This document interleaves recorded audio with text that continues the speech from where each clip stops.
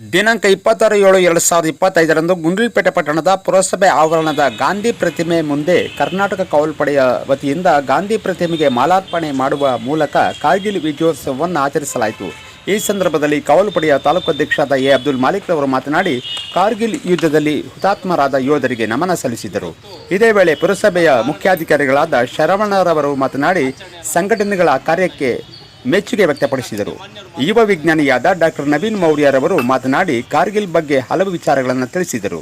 ಹಾಗೆಯೇ ಸಾಹಿತಿಗಳಾದ ಕಾಳಿಂಗಸ್ವಾಮಿ ಸಿದ್ಧಾರ್ಥರವರು ಮಾತನಾಡಿ ಕಾವಲುಪಡೆಯ ಕಾರ್ಯವೈಖರಿಯ ಬಗ್ಗೆ ಮೆಚ್ಚುಗೆ ವ್ಯಕ್ತಪಡಿಸಿದರು. ಮತ್ತು ಕನ್ನಡ ಪರ ಹಿರಿಯ ಹೋರಾಟಗಾರರಾದ ಬ್ರಹ್ಮಾನಂದರವರು ಮಾತನಾಡಿ ವೀರ ಯೋಧರ ಬಗ್ಗೆ ಮೆಚ್ಚುಗೆ ವ್ಯಕ್ತಪಡಿಸಿದರು. ಇದೇ ವೇಳೆ ಚಾಮರಾಜನಗರ ಜಿಲ್ಲಾ ಕಾರ್ಯಾಧ್ಯಕ್ಷರಾದ ಅಬ್ದುಲ್ ರಶೀದ್, ತಾಲೂಕು ಗೌರವಾಧ್ಯಕ್ಷರಾದ ರಾಮೇಗೌಡ, ತಾಲೂಕು ಸಂಚಾಲಕರಾದ ಕುಂಚುಟ್ಟಿ, ಟೌನ್ ಉಪಾಧ್ಯಕ್ಷರಾದ ಸಾದಿಕ್ ಪಾಷಾ, ಡ್ಯಾನ್ಸರ್ ಪವನ್, ತೊಂಡವಾಡಿ ಶಿವಯ್ಯ, ಕಂಪ್ಯೂಟರ್ ಮಂಜು, ವಕೀಲರಾದ ರಾಜೇಶ್, ಮನೋಜ್ ಸೇರಿದಂತೆ ಪುರಸಭೆಯ ಸಿಬ್ಬಂದಿ ವರ್ಗದವರು ಹಾಜರಿದ್ದರು. ಕನ್ನಡದ ಮನಸ್ಸುಗಳೇ, ಇವತ್ತು 26ನೇ ಕಾರ್ಗಿಲ್ ವಿಜಯೋತ್ಸವದ ಆಚರಣೆಯನ್ನು ನಾವು ಆಚರಣೆ ಮಾಡ್ತಾ ಇದ್ದೀವಿ. ಈಗೆಲ್ಲ ಗಣ್ಯಮಾನ್ಯರು ಮಾತಾಡಿದ್ದಾರೆ. ಕಾರ್ಗಿಲ್ ಬಗ್ಗೆ ಹಲವು ವಿಚಾರಗಳನ್ನು ಹಂಚಿಕೊಂಡಿದ್ದಾರೆ.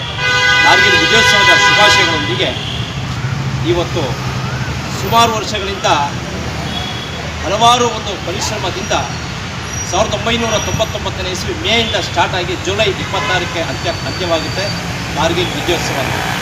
ನಮ್ಮ ಸಂಚಾಲಕರು ಹೇಳಿದಾಗೆ 17,000 ಅಡಿ ಎತ್ತರದಲ್ಲಿ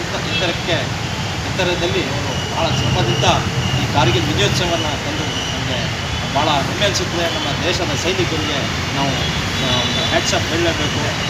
ಎಲ್ಲರ ಒಂದು ಮನಸ್ಸಿನಲ್ಲಿ ನಮ್ಮ ಭಾರತೀಯರಾಗಿ ಎಲ್ಲರೂ ಬದುಕಬೇಕು, ಸೌಹಾರ್ದತೆ, ಸಮಾನತೆಯಿಂದ, ಶಾಂತಿಯಿಂದ, ಸೌಹಾರ್ದ, ಎಲ್ಲರೂ ಸಮಾನರಾಗಿ ಬದುಕಬೇಕು. ಬಾಬಾ ಸಾಹೇಬ್ ಅಂಬೇಡ್ಕರ್ ಹೇಳಿದ್ದಾರೆ, ಸರ್ವರಿಗೂ ಸಮಪಾಲು ಅಂತ ಹೇಳಿದ್ದಾರೆ.